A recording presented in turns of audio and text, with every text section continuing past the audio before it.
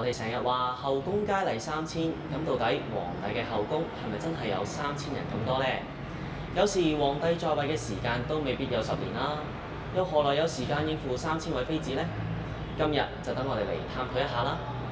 其實古代君主嘅後妃加埋宮女係唔止3000人嘅，好似漢桓帝同晉武帝咁，佢哋嘅後宮都超過5000人㗎。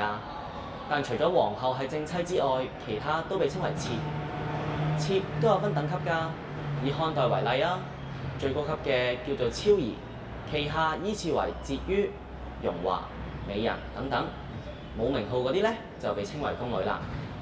咁又有個問題出嚟咯喎，皇帝係點樣去選妃嘅呢？最常見嘅係透過宮廷宴會去選妃嘅。皇帝會喺大型宴會入面觀察參加嘅女子，直接挑選。一啲名門望族嘅女子亦都會被推薦入宮。除咗外貌之外，女子嘅才華同埋品德都會影響選妃嘅結果。後宮佳麗3000出自唐朝白居易嘅《長恨歌》。後宮佳麗3000人，3000寵愛在一身，寫嘅係楊貴妃，就唔係皇帝真係有3000位妃子嘅，只係白居易一種誇張嘅比喻手法。皇帝寧願放棄3000後宮佳麗，亦都要寵幸楊貴妃一人。後宮除咗妃子之外，其實仲有宮女。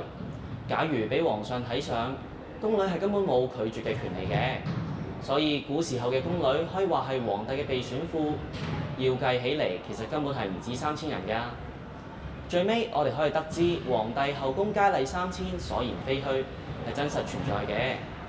希望今日可以令到大家更加清楚皇帝後宮佳麗3000呢一個言論啦。多謝大家。